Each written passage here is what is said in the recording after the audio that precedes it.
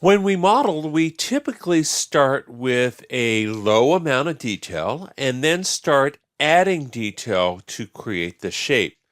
Now, there are many times when you want an object to be smooth and organic, and so Maya has a smooth command that can do just that. Now, I'm going to go ahead and just select the cushion of this chair, and if you take a look at it, you'll see that it has pretty square edges. Now, if we want, we can smooth that out by adding more detail and reshaping this, but we also have a generic smooth command. We can find this under Mesh, Smooth, and let's take a look at the options for that.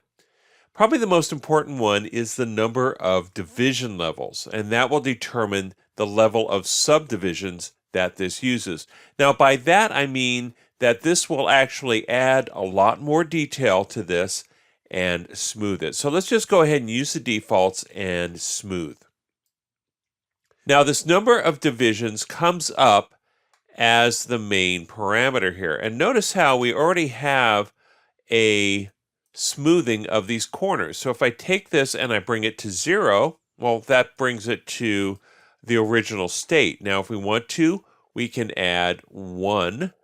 And notice what happens with this. Each one of these faces is cut in half both ways. So one face becomes 4. So now I have 4 times as much detail in my model. If we go one more time, again, we're going to have a little bit more detail. We're going to have 16 times as much detail. So we have to be very careful about how many divisions we use. If we go too high, you're actually going to have so much detail that you may actually blow up Maya. So you got to be kind of careful with that. So what this does is it actually adds in detail and then it smooths out sharp corners.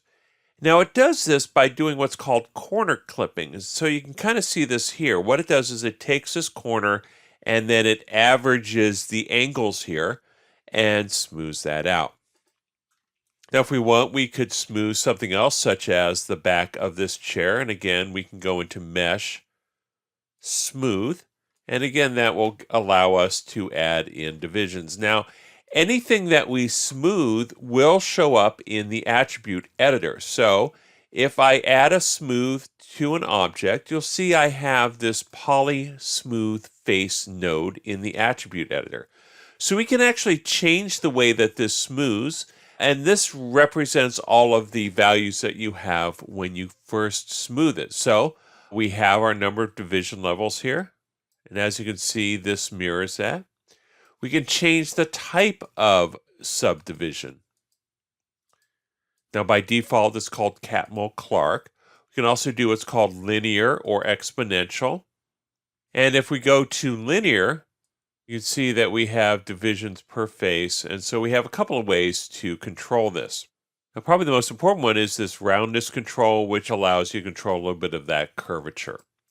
So this is one way to add detail to your model. A good way to work is to roughly shape out your model, smooth it once, and then work with the detail again.